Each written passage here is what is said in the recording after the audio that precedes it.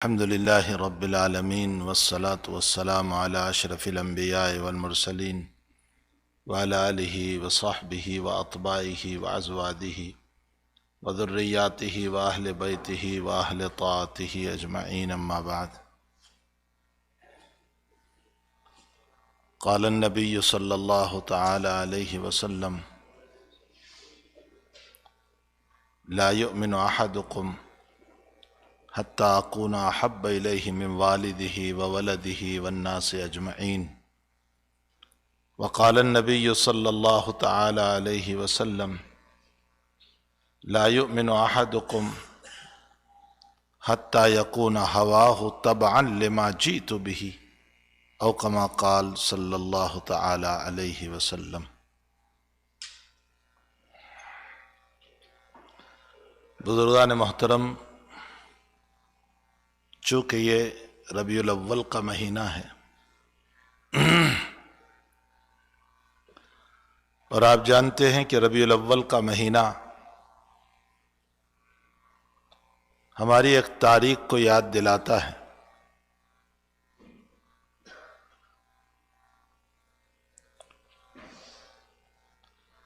اسی مہینے میں ذات اقدس صلی اللہ تعالی علیہ وسلم کی ولادت ہوئی. مشہور 12 ربیع الاول ہے، لیکن مفسرین کے، محدثین کے، اہل تاریخ و سیر کے اور بھی اقوال ہیں. لیکن یہ مسلم ہے کہ ربیع الاول میں حضرت کا آفتاب دنیا میں طلوع ہوا، اور یہ بھی مسلم ہے کہ ذات اقدس صلی اللہ تعالی علیہ وسلم ربیع الاول کے مہینے میں دنیا سے تشریف لے گئے.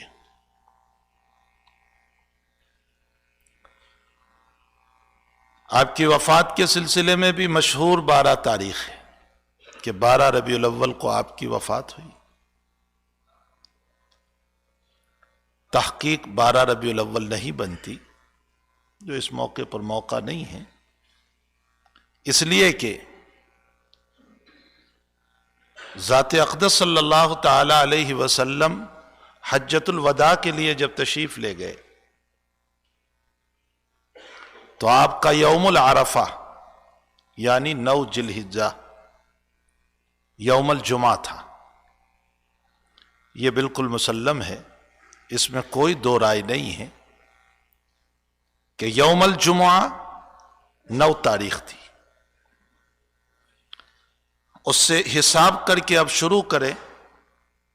ذی الحجہ، محرم اور صفر 3 ہی مہینے ہیں. ربیع الاول میں تو آپ دنیا سے تشریف لے گئے. ان 3 مہینوں کو چاہے مکمل 30 مان لو، 30 پورے، چاہے 29 مان لو تینوں کو، چاہے بعض کو 30 بعض کو 29 مانو، 12 ربیع الاول تاریخ نہیں آتی.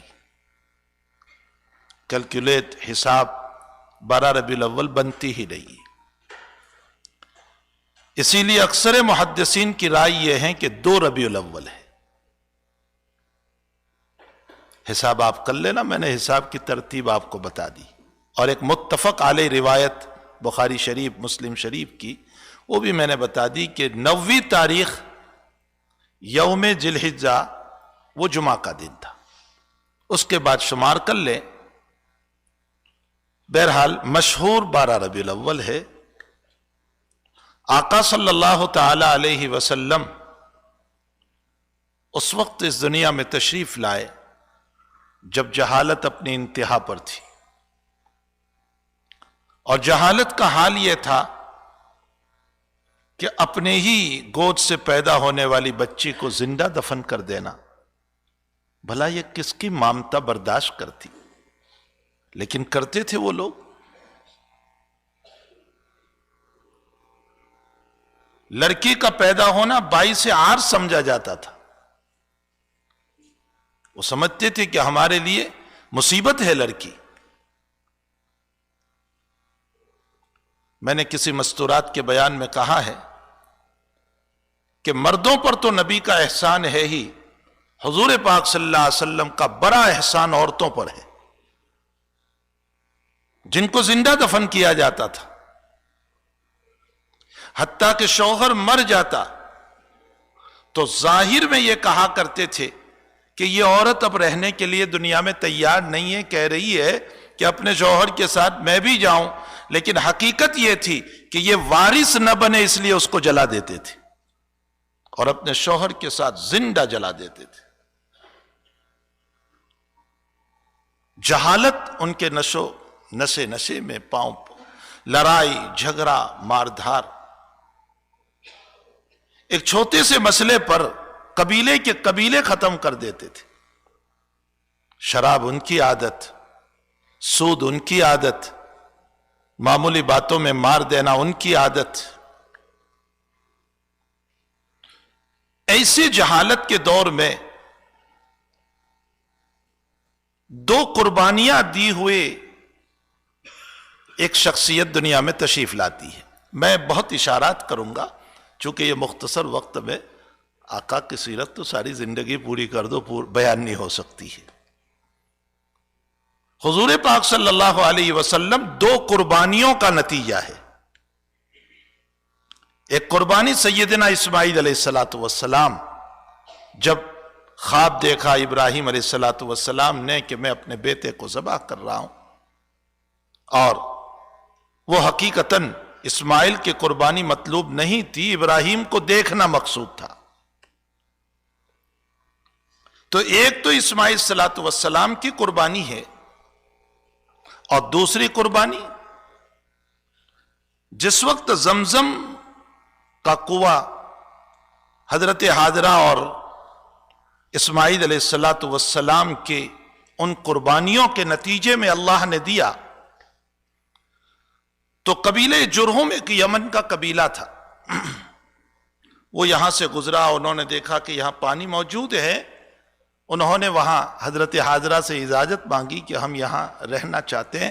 حاجرہ نے فرمایا ساری زمین ہے، جہاں چاہے رہو، لیکن کنویں پر قبضہ ہمارا ہوگا، یہ ہمارا ہے۔ قبیلہ جرہم وہاں آباد ہوا، آہستہ آہستہ بڑھتا چلا گیا۔ حضرت حاجرہ کا انتقال ہوا۔ حضرت حاجرہ کی قبر کہاں ہے؟ جس حتیم میں آپ جا رہے ہیں نا، اس کے نیچے ہے۔ حتیم ہے نا کعبۃ اللہ میں، اس کے نیچے ہے حضرت حاجرہ کی قبر۔ ایک قول کے مطابق صحن کعبہ کے نیچے 400 سے زیادہ انبیاء کی قبریں ہیں، اسی لیے وہ تہخانہ ہے نیچے بہت دور تک۔ پھر حضرت حاجرہ کے انتقال کے بعد ایک وقت گزرا کہ اسماعیل صلاۃ والسلام کا بھی انتقال ہوا۔ حضرت اسماعیل کی قبر بھی وہیں ہے، جو حتیم ہے وہیں پر ہے آپ کی قبر بھی۔ اس کے بعد ان کے بیٹے کعبۃ اللہ کے متولی بنے، لیکن یہ قبیلہ جرہم جو آباد ہوا تھا، انہوں نے ان پر ظلم کیا، اور ظلم کے نتیجے میں کعبۃ اللہ میں آنے والے جتنے ہدایا جو کعبۃ اللہ پر چڑھائے جاتے تھے، ان سب کو لے کر زمزم کے کنویں میں ڈال دیے اور کنواں بند کر دیا، اور اس انداز سے بند کیا کہ کسی کو پتہ نہ چلے۔ نسیہ منسیہ ہو گیا، بات ذہن سے رہی بھی نہیں۔ ایک لمبی مدت گزر گئی۔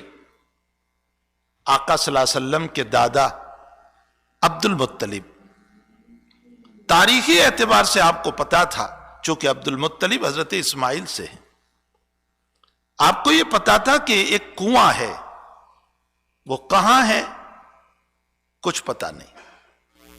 آپ نے خواب دیکھا، ایک رات کسی نے آ کر کے بتایا کہ طیبہ کو کھودو۔ فرمائے کیا طیبہ؟ ماں طیبہ، کچھ سمجھ میں نہیں آیا۔ دوسرے دن خواب دیکھا، منزونہ کو کھودو، اے فرو منزونہ۔ پوچھا کیا منزونہ؟ کچھ سمجھ میں نہیں آیا۔ پھر خواب دیکھا، چوتھے دن خواب دیکھا اور کہا زمزم کو کھودو۔ جب مسلسل خواب آئے تو آپ سمجھے کہ یہ خواب سچا ہے۔ اس کے بعد زمزم ہے کہاں؟ پھر خواب دیکھا آپ نے اور آپ کو باقاعدہ جگہ بتائی گئی کہ یہ ہے جگہ. اس وقت آپ کا ایک بیٹا تھا جس کا نام حارث تھا، عبد المطلب کا ایک بیٹا جو حضور کے بڑے چچا. عبد المطلب نے اپنے بیٹے کو لیا اور قریشیوں سے کہا کہ اس جگہ مجھے کنواں بتایا گیا ہے، میں اس کو کھودوں گا. اہل قریش نے مخالفت کی لیکن عبد المطلب نے نہیں مانا، اور عبد المطلب چونکہ پاسبان کعبہ بھی تھے، متولی کعبہ بھی تھے، آپ کا ایک رعب بھی تھا. آپ الم تر کیف فعل ربک باصحاب الفیل کی تفسیر میں آپ نے سنا ہوگا کہ اس موقع پر جب ابرہہ بادشاہ کعبۃ اللہ کو توڑنے کے لیے آیا تھا تو عبد المطلب نکلے ہیں. ابرہہ بادشاہ عبد المطلب کو دیکھ کر کے سامنے دو زانو بیٹھ گیا تھا. اتنا بڑا بادشاہ جو ہاتھیوں کو لے کر کے آیا تھا، اور پوچھا اگر آپ کو کچھ کام ہو تو. عبد المطلب کہنے لگے میری اونٹنیاں گم ہوئی ہے، تلاش کرنے آیا ہوں. تو ابرہہ کہنے لگا میں تو سمجھا تھا کہ کعبۃ اللہ کے سلسلے میں آپ بات کرو گے، تو کہا کعبۃ اللہ کا مالک اس کی حفاظت کرے گا. تو عبد المطلب نے باوجود کہ قریش کی مخالفت تھی کنواں کھودا. آپ کھودتے جا رہے تھے اور حارث جو ہے مٹی نکالتے جا رہے تھے. اس موقع پر آپ نے ایک دعا اور کی، اے اللہ ابھی تو نے مجھے ایک بیٹا دیا ہے، اس طرح کی بہت ساری کعبۃ اللہ کی ضرورتیں ہیں، اگر تو مجھے 10 لڑکے عطا کرے تو میں ایک لڑکا تیرے راستے میں قربان کروں گا. آپ نے یہ نظر مان لی. حق تعالیٰ کا کرنا ایسا کہ یکے بعد دیگرے اولاد ہونے لگی، 10 بیٹے ہو گئے. اب 10 بیٹوں کے بعد آپ پھر خواب دیکھ رہے ہیں کہ عبد المطلب نظر پوری کرو. جو نظر مانی تھی ایک بیٹے کی قربانی کی، نظر پوری کرو. آپ نے اپنے تمام بیٹوں کو بٹھایا اور کہا میں نے نظر مانی تھی اور اب مجھے کہا جا رہا ہے میں نظر پوری کروں، تو میں قرعہ ڈال رہا ہوں، چٹھی ڈال رہا ہوں، جس کا نام نکلے میں اسے ذبح کروں گا. بیٹوں نے اپنی تیاری تو بتائی اور قرعہ بھی ڈالا گیا، لیکن اتفاقاً نام نکلا لادل عبداللہ کا، جو نبی اکرم صلی اللہ علیہ وسلم کے والد محترم ہیں. اور عبداللہ بہت پیارے بھی تھے عبد المطلب کے. چیخو پکار شروع ہو گئی جب عبد المطلب نے تیاری کر لی عبداللہ کے ذبح کی کہ آپ کچھ بھی کریں لیکن عبداللہ کو ذبح نہ کریں، کفارہ دے دیں، جو دینا چاہے دے دے لیکن اس کو ذبح نہ کریں. فرمایا میری نظر کا کیا ہوگا؟ تو عبد المطلب کی بہنوں نے ایک راستہ بتایا کہ ایک طرف عبداللہ کو رکھو اور ایک طرف 10 کیمل رکھو، 10 اونٹ رکھو، اور پھر ان دونوں کے بیچ میں چٹھی ڈالو، قرعہ ڈالو. اب کس کا نام آتا ہے پھر اس کو ذبح کرے. اسی طرح کیا گیا لیکن نام پھر عبداللہ کا آیا. فرمایا 10 اونٹ بڑھاتے چلے جاؤ. بڑھاتے چلے گئے 20 30 40 50 60 70 90 تک، اور چٹھی ڈالتے ہیں اور نام عبداللہ کا آتا ہے. آخری مرتبہ میں فرمایا آخری فیصلہ ہے، اب ایک طرف 100 رکھے اور ایک طرف عبداللہ کو رکھا. اب جو قرآن اندازی ہوئی، چٹھی ڈالی گئی تو اونٹوں کا نام آیا. چنانچہ عبد المطلب نے کعبۃ اللہ کے صحن میں 100 اونٹوں کو ذبح فرمایا. یہ عبداللہ کے بدلے میں انہی سے آقا صلی اللہ علیہ وسلم تشریف لا رہے. اس لیے حضور فرماتے ہیں میں 2 ذبیحوں کا بیٹا ہوں، ایک اسماعیل اور ایک میرے والد عبداللہ، جن کے پیچھے اتنی قربانیاں ہو. ان کے گود سے آنے والا لال ساری کائنات کا امام بن کر کے آیا، محمد الرسول اللہ صلی اللہ تعالی علیہ وسلم.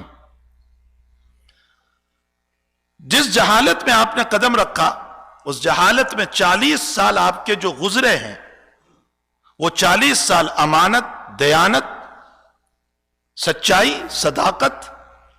حالانکہ اس وقت ابھی آپ کو نبوت نہیں ملی تھی، نبوت تو 40 سال کے بعد ملی آپ کو، اقرا باسم ربک الذی کے ذریعے سے. لیکن نبوت سے پہلے بھی آپ کے کام کیا تھے؟ حدیث شریف میں ہے خدیجۃ الکبریٰ رضی اللہ تعالی عنہا آپ کی صفات بیان کرتے ہوئے کہہ رہی ہے انک لتصل الرحم، آپ صلہ رحمی کرنے والے ہیں، آپ رشتہ داروں کے ساتھ حسن سلوک کرنے والے ہیں۔ سب سے مشکل مسئلہ رشتہ داروں کے ساتھ سلوک کرنا ہے۔ پرایوں کو تو خوب نوازتے ہیں، رشتہ داروں کو کوئی نہیں دیتا ہے، کہتے ہیں میری تعریف نہیں کرتا۔ معلوم ہوتا ہے کہ میں جو دیتا ہوں میری تعریف کے لیے دے رہا ہوں، اللہ کے لیے نہیں دے رہا ہوں۔ انک لتصل الرحم وتکسب الکل، آپ بوجھ اٹھاتے ہیں لوگوں کا، اگر کوئی قرضدار ہے اس کا قرض ادا کرتے، مصیبت زدہ ہے اس کی مصیبتوں کو آپ اٹھا لیتے، وتحمل الکل وتکسب المعدوم، آپ پیسے کما کر لوگوں پر لٹاتے ہیں، خرچ کرتے ہیں، وتقری الضیف، آپ مہمانوں کی مہمان نوازی کرتے ہیں، وتعین علی نوائب الحق، اور آپ حق کے خاطر لڑتے ہیں، لوگوں کے ساتھ مدد کرتے ہیں۔ یہ صفات حضور پاک صلی اللہ علیہ وسلم کی نبوت سے پہلے ہیں، نبوت کے بعد کے نہیں، نبی بننے سے پہلے۔ پھر آپ کو نبوت ملی۔ اب جو میں نے حدیث پڑھی ہے میں مختصر وقت میں اس حدیث شریف کا ترجمہ کر دوں۔ پہلی روایت میں نبی اکرم صلی اللہ علیہ وسلم نے فرمایا لا یؤمن احدکم، تم میں سے کوئی مومن نہیں ہو سکتا ہے حتی اکون احب الیہ من والدہ وولدہ والناس اجمعین، جب تک کہ میری محبت تمہارے والد سے زیادہ نہ ہو، تمہاری اولاد سے زیادہ نہ ہو، اور ساری دنیا سے زیادہ نہ ہو۔ نبی ہم سے اپنی محبت کا مطالبہ کر رہے ہیں۔ تم مومن نہیں ہو سکتے ہو، سنو حدیث، تم مومن نہیں ہو سکتے ہو جب تک کہ میری محبت تمہارے باپ سے زیادہ، تمہارے والد سے زیادہ، تمہاری اولاد سے زیادہ، والناس اجمعین، سارے لوگوں سے زیادہ جب تک آقا صلی اللہ علیہ وسلم کی محبت نہ ہو، وہاں تک تم مومن نہیں ہو سکتے۔ آپ صلی اللہ علیہ وسلم اپنی محبت کا مطالبہ کر رہے ہیں۔ کسی سے محبت تین وجہ سے ہوتی ہے، کسی سے بھی دنیا میں آپ کسی سے محبت کرو تو اس کی تین بنیادیں ہیں۔ پہلی بنیاد اس کی خوبصورتی، اس کا جمال، لوگ محبت کرتے ہیں خوبصورتی کی بنیاد پر، جمال کی بنیاد پر۔ اگر جمال کی بنیاد پر اور خوبصورتی کی بنیاد پر دنیا میں تمہیں محبت کرنا ہے تو نبی سے بڑھ کر خوبصورت کوئی نہیں ہو سکتا ہے۔ وَأَحْسَنَ مِنْكَ لَمْ تَرَ قَطُّ عَيْنِي وَأَجْمَلَ مِنْكَ لَمْ تَلِدِ النِّسَاءُ خُلِقْتَ مُبَرَّأً مِنْ كُلِّ عَيْبٍ كَأَنَّكَ قَدْ خُلِقْتَ كَمَا تَشَاءُ وَأَحْسَنَ مِنْكَ لَمْ تَرَ قَطُّ، حضرت حسان رضی اللہ تعالیٰ عنہ کے اشعار ہے یہ۔ وَأَحْسَنَ مِنْكَ لَمْ تَرَ قَطُّ، آپ سے زیادہ حسین کسی نے نہیں دیکھا۔ وَأَجْمَلَ مِنْكَ لَمْ تَلِدِ النِّسَاءُ، اور آپ سے زیادہ خوبصورت کسی ماں نے نہیں جنا۔ خُلِقْتَ مُبَرَّأً مِنْ كُلِّ عَيْبٍ، آپ کو تمام عیبوں سے اللہ نے پاک پیدا فرمایا۔ شاعر کا تخیل اور شاعر کا خیال کہاں جا رہا ہے؟ كَأَنَّكَ قَدْ خُلِقْتَ كَمَا تَشَاءُ، اللہ نے آپ کو ایسے بنایا جیسے آپ نے چاہا، جیسے آپ نے چاہا۔ عائشہ صدیقہ رضی اللہ تعالیٰ عنہ اپنے اس سرتاج کے باب میں، آقا کے باب میں فرماتی ہے لنا شمس وللآفاق شمس، لنا شمس وللآفاق شمس وشمسی خیر من شمس السماء، ایک میرا بھی آفتاب اور سن اور سورج ہے اور ایک دنیا والوں کا بھی سورج ہے۔ لنا شمس وللآفاق شمس وشمسی خیر من شمس السماء، اور میرا سورج دنیا کے ہزاروں سورج سے افضل ہے، میرا آفتاب اور میرا سن یہ دنیا کے ہزاروں آفتاب سے افضل ہے۔ شمس السماء تطلع بعد الفجر وشمسی تطلع بعد العشاء، دنیا کا آفتاب اور سن فجر کے بعد طلوع ہوتا ہے اور میرا آفتاب عشاء کے بعد مصلی پر طلوع ہوتا ہے۔ میرے بھائیو، اگر کسی سے محبت ہو سکتی ہے جمال کی بنیاد پر تو آقا سے بڑھ کر خوبصورت کوئی نہیں، اور اگر کمال کی بنیاد پر محبت کسی سے دنیا میں محبت ہوتی ہے کسی کے کمالات کی بنیاد پر، آپ میں کوئی کمال ہے اس کی بنیاد پر میں آپ سے محبت کرتا ہوں، تو نبی سے بڑھ کر کمال والا کوئی نہیں، علم میں، تقوی میں، ورع میں، پرہیزگاری میں، تمام چیزوں میں آپ سے بڑھ کر تقوی والا آپ سے بڑھ کر کمال والا کوئی نہیں۔ اور نمبر 3، کسی سے محبت ہوتی ہے احسان کی بنیاد پر، آپ نے مجھ پر احسان کیا، میں آپ سے محبت کر رہا ہوں۔ دنیا کے محسنوں سے لوگ محبت کرتے ہیں، جس نے ہماری مدد کی، ہمارا تعاون کیا، ہم اس سے محبت کرتے ہیں۔ اگر احسان کی بنیاد پر کسی سے محبت کرنا ہو تو آقا سے بڑھ کر ہمارا محسن کوئی نہیں۔ دنیا کا انسان 150 ہزار 2000 5000 دیتا ہے اور میرا نبی جہنم سے نکال کر جنت پہ لے جاتا ہے۔ دنیا کا انسان ایک اچھی بات بتاتا ہے، میرے نبی نے پیدائش سے لے کر موت تک کی ساری زندگی کو بہتر بنانے کے طریقے بتائے ہیں۔ انشاءاللہ آپ نے جو طریقے بتائے ہیں وہ کسی اور مجلس میں ہم اس کو سنیں گے، ذکر کریں گے۔ اللہ ہمیں اپنے نبی کا خوب ذکر کی توفیق عطا فرمائے، آپ پر درود شریف کی توفیق عطا فرمائے، اور کثرت سے اللہ کے نبی پر درود پڑھو۔ امت سن ہو چکی ہے، امت سن ہو چکی ہے، اپنے نبی پر چلتے پھرتے اٹھتے بیٹھتے درود شریف کی خوب کثرت رکھو۔ انشاءاللہ روایتوں میں ہے کہ جنہوں نے مجھ پر کثرت سے درود پڑھا جنت میں مجھ سے قریب رہے گا۔ ان اول الناس بی، ان اول الناس بی یوم القیامتی، قیامت کے دن سب سے زیادہ قریب مجھ سے وہ رہے گا اکثر علی صلاۃً، جس نے مجھ پر سب سے زیادہ درود پڑھا۔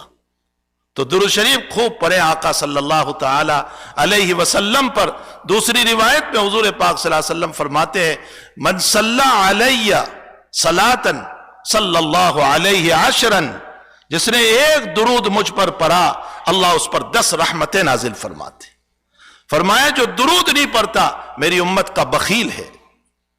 اور نبی کی تعلیمات کو زندگی میں لاؤ، جو اخلاق بتائے ہیں اس کو لاؤ، غصہ نہ کرو، حسد نہ کرو، لڑائی نہ کرو، بغض نہ کرو، کسی کی حقارت نہ کرو، کسی کو ذلیل نہ سمجھو، عزت دینے والے بنو۔ کسی کو عزت دینے سے میری عزت میں کوئی کمی نہیں آتی ہے، یہ نبی کا فیصلہ ہے۔ ان تعلیمات پر عمل کریں تبھی جا کر ہم سچے عاشق ہو سکتے ہیں، ورنہ نام کے تو بہت سارے عاشق دنیا میں ہوا کرتے ہیں۔ وہ تو مجنوں ہی تھا صحیح عاشق، جس نے خون دے دیا تھا۔ تو صحیح عاشق امت کا وہ ہوگا جو نبی کے طریق پر چلنے والا ہو۔ وصلی اللہ علی النبی الکریم برحمتک یا ارحم الراحمین۔